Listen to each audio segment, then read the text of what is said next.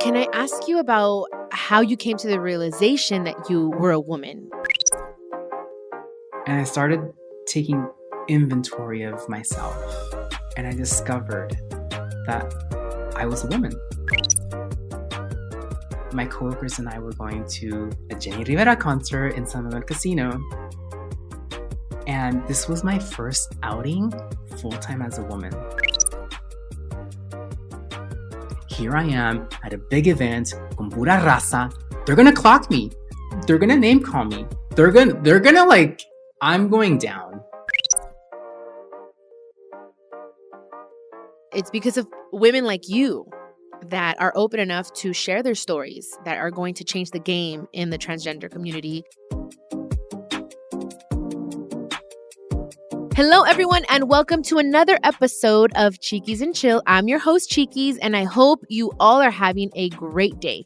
For today's episode, we're going to be opening up our hearts and our minds because we're going to be diving into a very important topic, one that isn't talked about enough, in my opinion, especially in the Latin community. We're going to be joined by a transgender woman and hear some of the challenges she's faced throughout her life. I'm really looking forward to this conversation, so let's dive right into it, guys. This is Chiquis and Chill.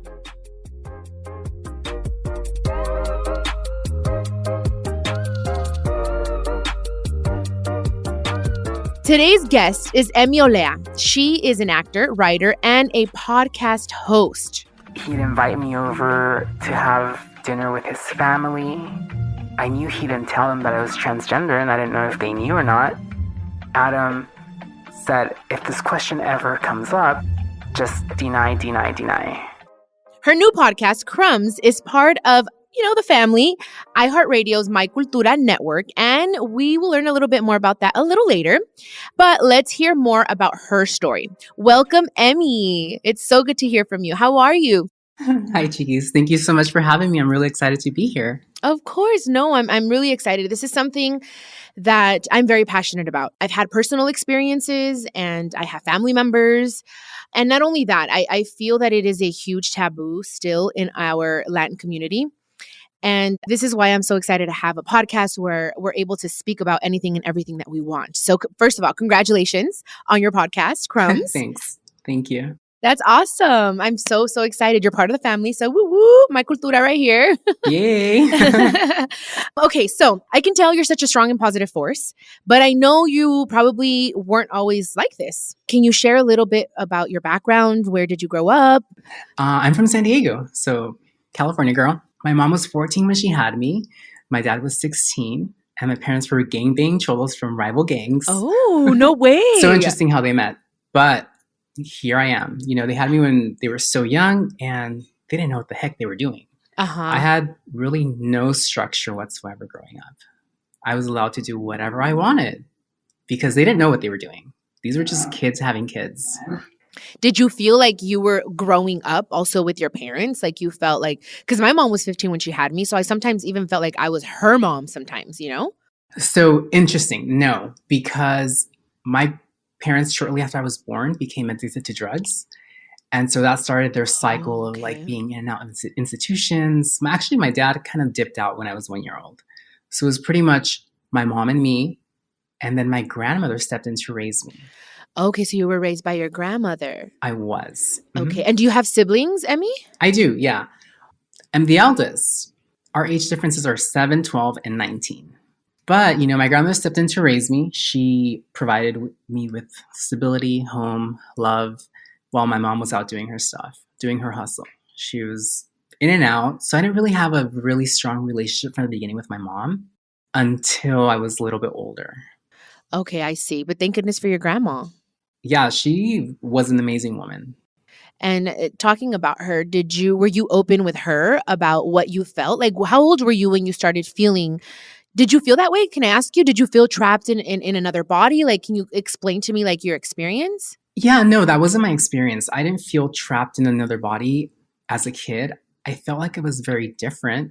And maybe I think because it was the 80s, things were so different. We didn't have the terminology that we have now. The lifestyle was completely different. Growing up in a very Mexican household, that just wasn't something you talk about. Everyone knew that I was different. Okay, so I was born this little blonde hair, blue-eyed little boy who acted like a girl. I was very feminine. And from the get-go, people knew that I was different. So my grandmother, she knew that I was different. So she protected me a lot, especially from my aunts, because my aunts were like, no seas tan llorón or whatever. exactly. Like no juegues con muñecas. Ajá. No, tú juega con carritos, con pistolas. And Okay, yes. my grandma was like, dejen a mi niño en paz. Because, I was her favorite. She was raising me and she protected me. That was kind of short-lived because when I was 7 years old, my grandmother disappeared. And what happened is I was 7 years old. I was taken to school. My grandmother was arrested. I was picked up by my paternal grandparents.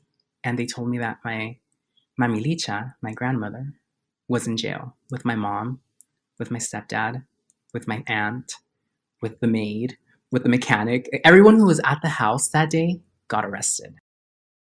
We had been under investigation for some time now. Cover story of the San Diego Union Tribune, right? Mm-hmm. This woman is arrested for trafficking 475 pounds of cocaine across the border. One of her workers got caught and away she went. Mm-hmm. So all the stability that I had with my grandmother, she gave me everything I ever wanted. Material possessions, love. I felt like it was unconditional love. Mm-hmm. And then that's when my mom stepped in. She had to. She had no choice because what was going to happen to me? So, she did the best that she could, still using drugs. She got pregnant. Okay. She had my sister, Andrea. And she taught me how to make a bottle, how to change a diaper. Wow. Mm-hmm. Said, I'll be back. She didn't come back that night. The very next morning, my aunt picked us up. My mom had been arrested, hustling in her drug use. And my sister and I were separated. I went to live with my paternal grandparents. My sister went with an aunt. And from that moment, you start feeling like, what is wrong with me? I knew I was different. I didn't like the same things that other boys liked. Mm-hmm. I got made fun of, like, ay, mira el maricón. You're like, really derogatory terms that they would use, Especially the Latinos use that word so much. Yeah. So I grew up with just so much shame about who I was.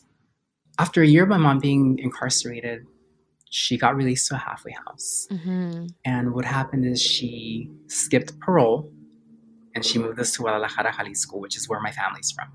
We were pretty much on the run for 4 years. I'm going to say that's when I really bonded with my mom because she was clean from drugs. My grandmother from prison was still giving orders like, this is what you're going to do. This is how you're going to live. She had properties in Mexico, so nothing was missing. We had everything we needed. We were provided for. So my mom didn't even have to work. She just was a housewife. But then she picked up drugs again, and we ended up coming back to the U.S. when my sister Daniela was born, and we've been here since. You were how old when your sister Andrea was born, you said? 7. You were 7. Okay, so that mm-hmm. happened all so quickly, like being under your grandma's wing. And then she was gone. And then you had your mom had your sister Andrea. And then you had this responsibility since so young. Like, that's where I feel like we have that in common, where we're the eldest and we have this responsibility that wasn't really ours at such a young age. And it forces us to mature so quickly and kind of miss out on our childhood. Did you feel like you missed out on your childhood in some way? 100%. I don't feel like I had a childhood. And this is one of the resentments I always had towards my mom, that I didn't get to live as a kid. I was always picking up after her.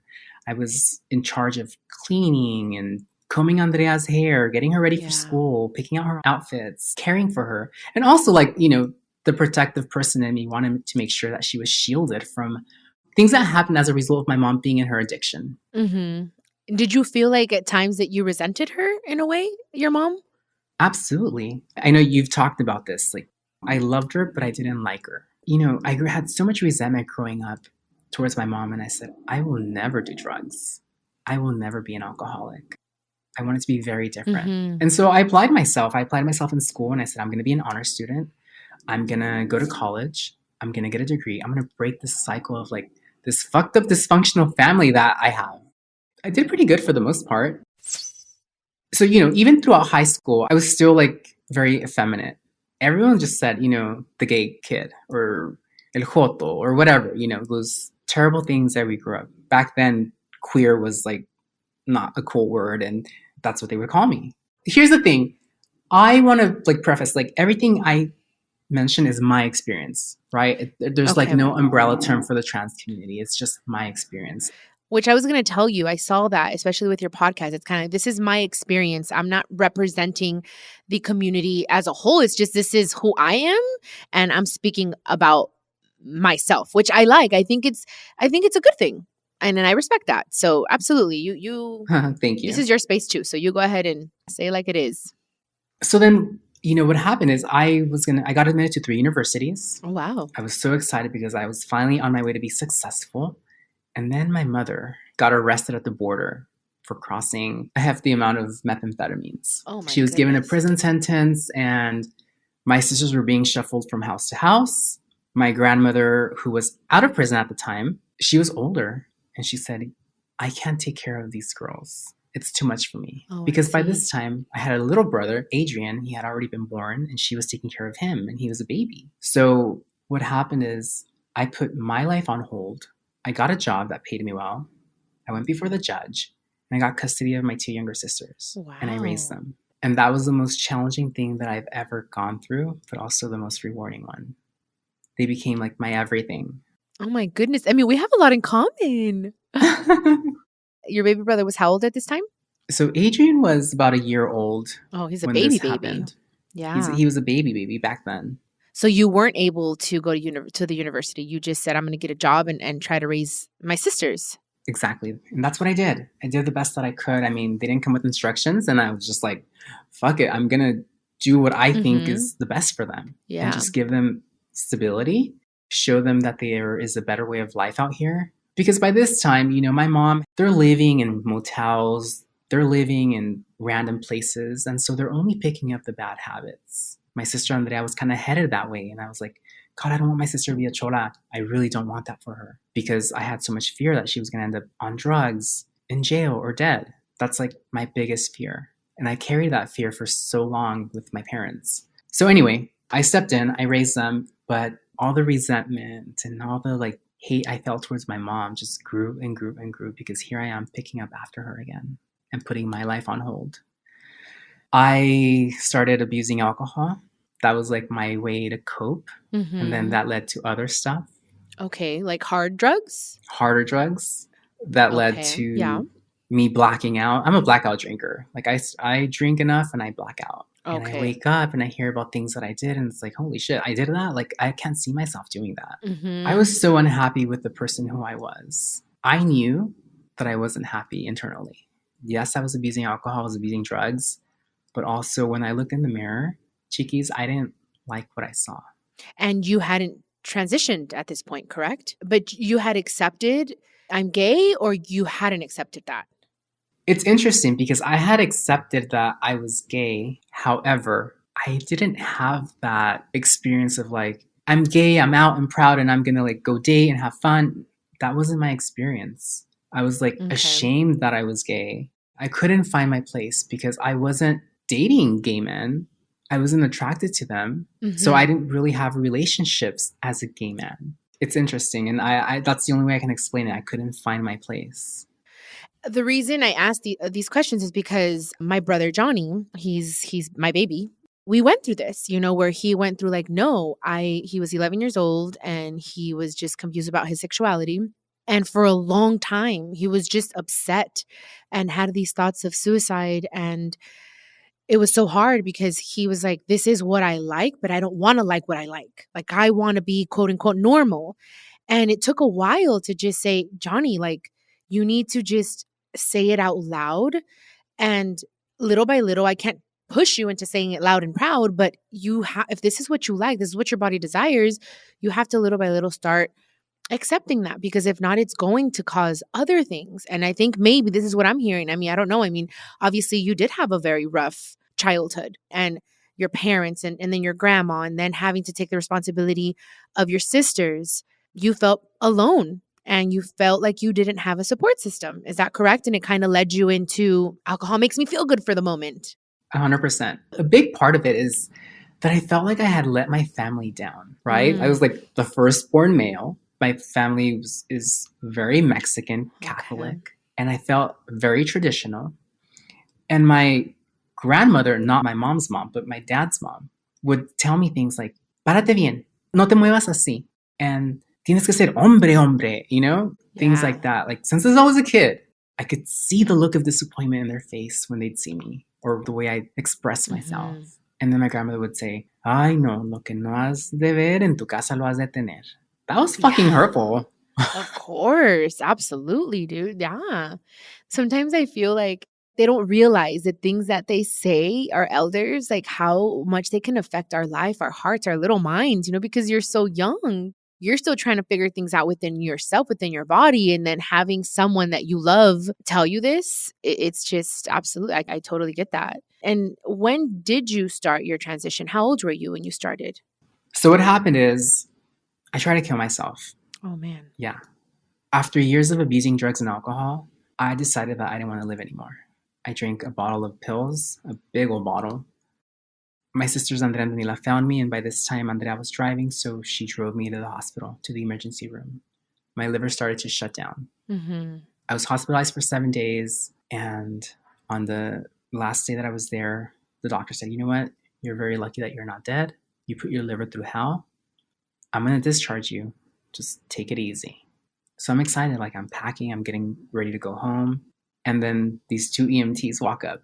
They asked for me by name. And they said, we're going to take you to the psychiatric ward because this was technically a suicide attempt. So there I go into the psych ward. I walk in, and it wasn't my first time there. I had been a regular there because I had so many fucking demons inside me that I just always wanted to off myself. And the doctor said, hey, welcome back. He saw my chart. He said, you know what? I really want you to look around the rooms here. And I looked, and you could see the patients nodding off in a corner, you know. And he said, these people here have severe mental issues, and I suspect that what you have is an addiction problem. So I'm going to make a deal with you. I'm going to let you out of here if you check out a recovery meeting. You know, at this time, I feel like this small. I have nothing to lose, so I said, all right, let's do it. I started going to these meetings, and I started doing the work that we do in a 12-step program.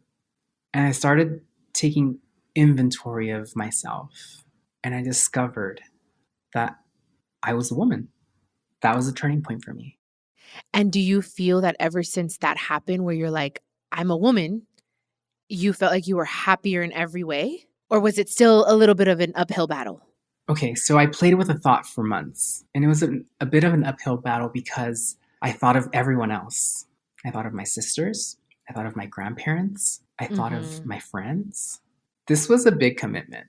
And I had to be sure that I was going to take this leap of faith. And it was a scary one. Oh my God, Chiquis, it was so scary. And so I started seeing a doctor about hormones. I started taking the hormones before going full-time as a woman.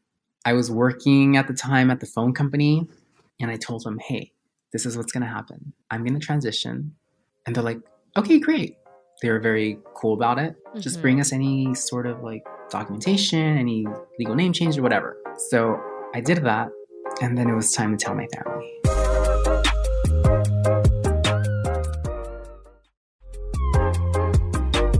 My mom's side of the family is very conservative. My dad's side of the family, even though they're very machistas and very like, rah, rah, rah, rah, be a boy, they're more, what's the word? Son de ambiente. Like, they're cool. Like, they have fun. They drink. Okay. They're a little bit more open-minded? I guess you can say that. Okay. My mom's family is a little more proper, and my dad's family is more like, you know, desmadre. Okay, yeah. So yeah, I get it. I don't know how else to put it. I get it. Don't trip. So I sat down with my nana, with my tata, and my uncle, and I told them, Nana, tata, I'm trying to remember exactly what I told them. Damn it. What was it? I was just so fucking nervous. And I said, just get it out quick. Get it out quick. I'm like, voy a ser mujer. Oh my goodness. And I remember them. I remember their eyes were just like dead stare. And it was just like silence at the table. Nobody was saying anything. And I'm dying inside. I'm like, holy shit, what did I just do? And then my nana, she's such a jokester. She looks at me, she's like, ¿Y te vas a poner chichis? That's the first. my goodness. That was like the first thing she said. And that just like broke the ice. Everybody started laughing. Oh. And then my tata just said like, okay. And it was like that. Wow. Here's the thing, Chiquis. By this time, I had already put my family through hell with my addiction, with my drinking. Mm-hmm. They just wanted me to be safe. They wanted me to be happy. They wanted me to be living, because the things that happened to me in my addiction were fucking scary. Mm-hmm. We're talking about I'd get lost in Tijuana for days. Oh. And they didn't know if I was dead or alive. Okay, and how long was this? How many years of this, give or take, do you think? Oh, let's see. I'm going to say a good 5-6 years of it. Okay, so it was tormenting for them emotionally, I'm sure. So for them to be getting calls at 2 o'clock, 3 o'clock in the morning that I'm stranded or that I'm in trouble or that I'm here, that I'm in a hospital, this was just like, when I got sober, they were like, oh, thank God. Mm-hmm. So by the time I transitioned, they were like, you know what? We just want you to be okay. Fuck the rest. So. Yeah. And how long have you been sober now, Emmy? I've been sober for 14 years. Wow, that's awesome. Oh, wait, but how did your mom's side of the family take it? Because this was your dad's side of the family, right? This is my dad's side of the family. So with my mom, and this is my grandma, my mami Licha, who raised me. Like, I was like, yo era la luz de sus ojos. Like, I was her everything. Mm-hmm. But, my little brother kind of replaced me in that area. But I was cool with it. Mm-hmm. I was cool with it. She raised him since he was born because my mom was in jail. And it took me longer to tell them. I kind of distanced myself from them because that's the kind of person that I used to be. Okay. Right? To avoid conflict, to avoid pain, I just distance myself from you instead of addressing it. And so I had been living as a woman. It wasn't, immediate after I told my paternal grandparents. Mm-hmm. It took me a little while. But I walked in and, by this time they had already heard about it. And they didn't know what to expect. Yeah, they had heard about it. But it was kind of like, do I contact her? Do I not? Do I say? And then I thought, you know what? Life's too short. I gotta tell them. They have to know. So I told them, and I had a phone call with them first, and then I walked in to see them. And I remember walking into the living room, and my mom Licha was at the table. She was on the phone with one of my aunts, and she's like, "Ahorita te hablo." It was so weird. And she just looked at me, and she's like, "Qué bonita estás." Aww. That was what she said. And she got up and hugged me. And it was like, I could breathe. Yeah, it was kind of like a breath of fresh air for sure. And can I ask you about how you came to the realization that you were a woman? Like, I'm sure people listening right now who are unsure about their place in the world maybe are facing this. Like, what can you share with them? Like, maybe they have a similar battle. Like, you know what I mean? Like, what helped you come to that realization? For me, it was, like I said, I had gotten sober and I was really diving deep into myself. I was like soul searching. I needed to know what were the things that made me act the way that I was acting when I was in my disease and my addiction. Mm-hmm. And literally taking inventory on paper about who I was. And then I always felt like, God, I wish I was born a girl, but I never put more thought than that, because I like the glamour, like the makeup, the hair, the clothes. Andrea was my little Barbie. I used to dress her the way I wanted. And one day she's turned around and she was in high school, like she's going to high school where everyone's wearing, really casual clothes. And she's going with like boots and jeans and like really nice clothes. And she looked at me, she's like, why do you dress me like this? She's like, if you like it so much, why don't you dress yourself like this? Oh, she told you. She did. I was like, you just have to look good always. And so all these little things starting adding up for me. Mm-hmm. Oh, I've always wanted to that comment always stuck in my mind. If you like it so much, why don't you do it on you instead of me? Like I'm not your mannequin. That's pretty much what she told me. And what happened is after I was doing this inventory on myself and I realized that a lot of my resentment was towards women. A lot of resentments I had towards women because they had what I yearned to have. The moment that I started wearing makeup and letting my hair grow out and that I started getting breast development from the hormones and my skin got thinner, like that the moment that all these things started changing in me, it was like I started seeing in color. Like the light just went on. So you were like blossoming right before your eyes. I was. And I remember, I have an interesting story. I remember I said, okay, if I'm going to be a woman, I need to learn how to do makeup. I need to be able to do my own makeup. So I went to the school in New York. I took this makeup course, came back, and I was so excited. I kept practicing at night, but then I was like, I have to practice on people too. And I was going to your mom's concert. My coworkers and I were going to a Jenny Rivera concert in San Manuel Casino. No way. And this was my first outing full-time as a woman. Like, it was like my first big event where I was going to be around a lot of people. And so we're in the car, and I turn around and tell my friend Blanquita, my coworker, I'm like, hi, Blanquita, let me practice on you. And she's like, okay, do it. So I started giving her like, we're in the backseat of a car, and I'm giving her like a smoky eyeshadow kind of look. And I'm fresh out of school. I don't know what the fuck I'm doing. We get to the concert, and she looks like a fucking raccoon. Like, Pero te dejó. Pero me dejó. So she's like, okay, vamos al baño. Like, let's go fix it a little bit. I'm like, okay. And I'm like, I'm me dressed as a woman. My hair wasn't that long at that point, but I think I had like a half wig. And I was wearing these wedges, tight jeans, a tank top. And I was fucking scared, Chiquis.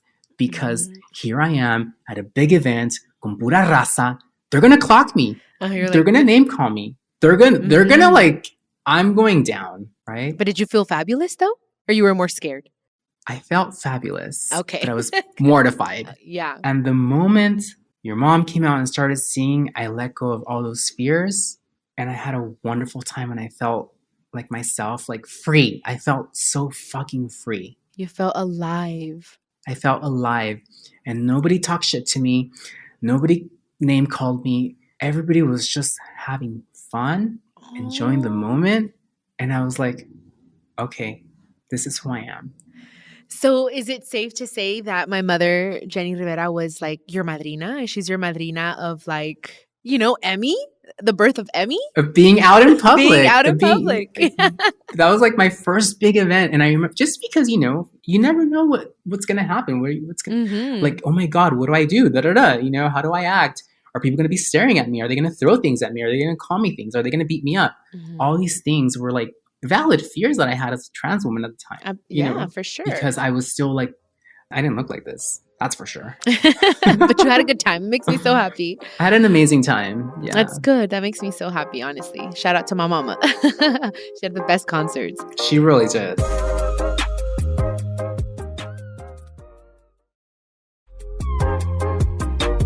As someone who is transgender, and also as someone who works in the entertainment industry, because you are an actor and now you have your podcast, do you think that we're making progress on representation in TV and film? I love that you're asking that, because that's one of the conversations that I keep having with my colleagues, that I keep having with casting directors, with, my representation.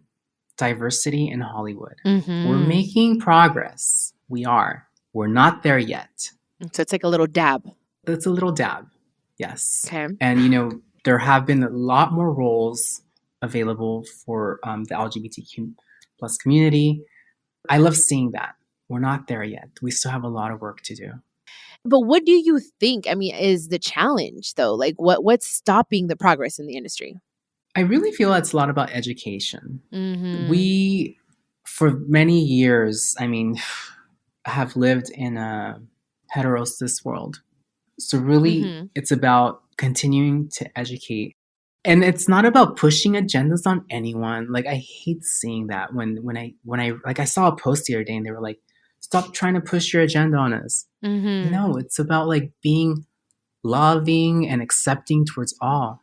There's space for us all. Right. A ti que chingados te importa? Like, ¿en qué te afecta? ¿En qué te afecta? I'm a firm believer in that. This is why I wanted to, and I'm glad you have your podcast, and we're going to talk about that right now. But like with these podcasts, it's speaking about these things, estos temas que para mí son muy importantes. Yo soy una persona that is kind of like live and let live. Como dices tú, ¿a ti qué te importa? ¿En qué te afecta lo que yo haga con mi vida? Exactly. If I'm not doing anything to harm you, let me live my life. You know what I mean? And that's something that I'm glad that we can talk about. And now I can see it more than ever. It's stuff that is being more accepted. But yes, guys, live and let live and worry about yourself and what you can do, right? To better yourself. Like, and I'm talking about the people that are listening and just in general. Yeah, I mean, if you have love and respect for humanity, that's so helpful. Mm-hmm. I don't have any sort of like disrespect towards somebody who doesn't Yeah. align with the same beliefs that I do. No, I let them be. Mm-hmm. If they don't mess with me, I'm not going to mess with them. Right. It's just respeta. Exactly. And I mean, I wasn't always like this. This came from like working on myself, trying to be a better version of who I was yesterday. Yeah, exactly. Every day, we got to be a better version of ourselves and focus on the things that we could change within. And that also helps you, like not focusing so much on what other people are doing or not doing. People that are listening to us that also are transgender or part of the LGBT plus community, like, what do you have to tell them? Can you tell them something like to, give them some words of inspiration, empowerment? Absolutely. Don't let fear hold you back. That's what held me back. I was so scared. After I transitioned, I was like, there's no fucking way I'm going to be able to be an actor. Mm-hmm. There's no way. This was before we had what we have now. Today we have people who have paved the way for us, right? Mm-hmm. So I was like, oh, what am I going to do now? Like, there's nothing else that I want to do. I had so much fear. I was scared. Don't let that hold you back. If you want something, go for it. I'm a strong believer that what's meant for you is meant for you. And I wish that I had the knowledge and wisdom that I have today, back then, to just go for it. I'm always a fucking late bloomer at everything. That's just like... But hey, late bloomer or not, you're doing it and you haven't given up on your dreams. And I honestly, I applaud you for that. Are you in a relationship? Are you in love? Yo soy bien chismosa. Yo quiero saber todo. Así que... Well, I guess you're going to have to listen to the podcast to find out. Oh, nice answer, girl. Very nice. Because, okay, perfect. I'm going to for sure listen so I can find out my answer to that question. So tell us about the podcast, actually. Tell us about Crumbs. And why Crumbs? Oh, I'll tell you why. Crumbs is a show about the things that we settle for in life and the bits of ourselves that make up our identity. That's what the show is about. And so in Crumbs, I talk about what it's like to be dating for a trans woman. I talk about different relationships that I've had and what kind of crumbs I've settled for just to feel like I'm loved, just to feel like somebody wants me. Oh my goodness, I love that. So every relationship, I'm talking about what fucking crumb I received, what I learned from it, and how much I've grown from it. So from the first episode to the last episode, you're going to see a completely different woman. Oh my goodness. How exciting. Oh my gosh, congratulations on that. Thank you. Well, it's not just about dating, it's also settling for crumbs in our relationships with our family. And I have some sort of a backstory with my family, so there's a lot to pick from.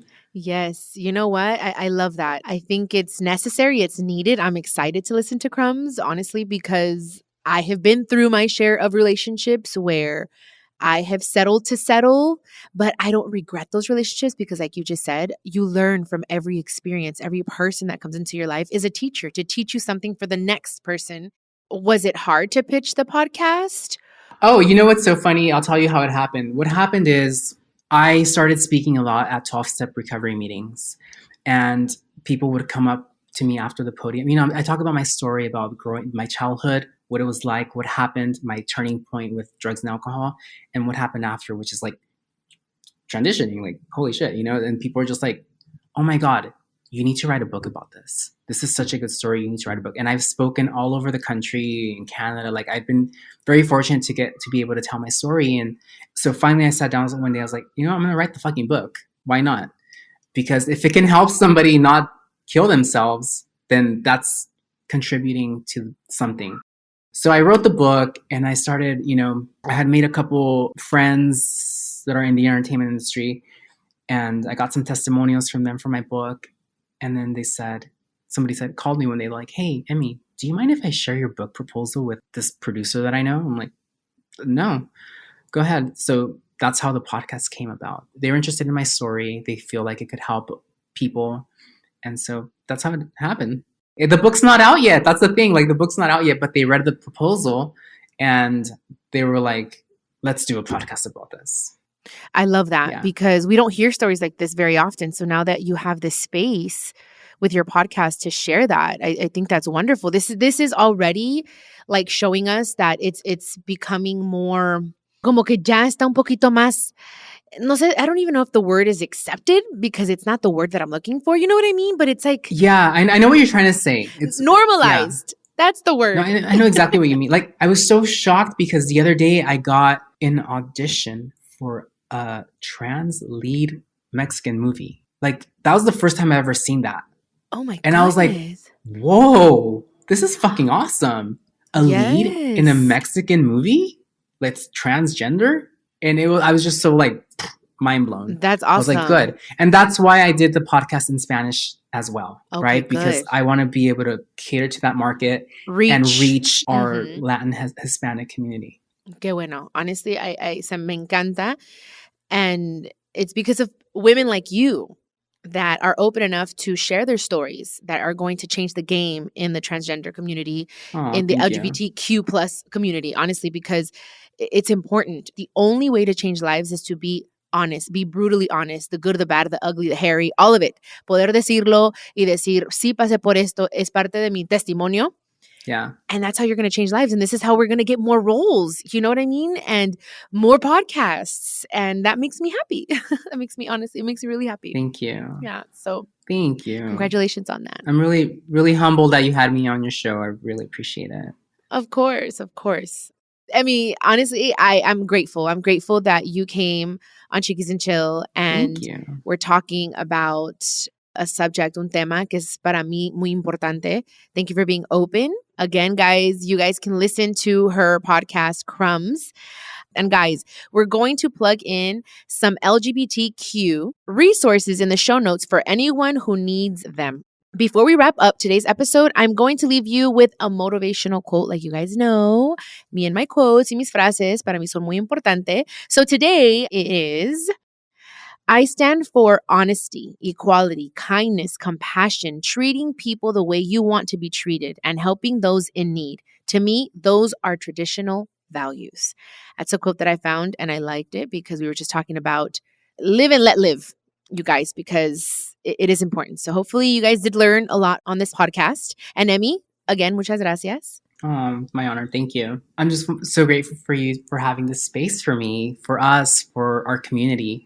I think it's so important that we talk about and continue to educate ourselves. I'm really excited for Crumbs. I hope that it means something for you too. Oh, thank you so much, Emmy. Les mandamos muchos besos. You guys, thank you so much for listening to this episode of Chiquis and Chill. Hasta luego. Mwah. This is a production of iHeartRadio and My Cultura Podcast Network. Follow us on Instagram at My Cultura Podcasts and follow me, Chiquis, that's CHIQUIS. For more podcasts from iHeart, visit the iHeartRadio app, Apple Podcasts, or wherever you listen to your favorite shows.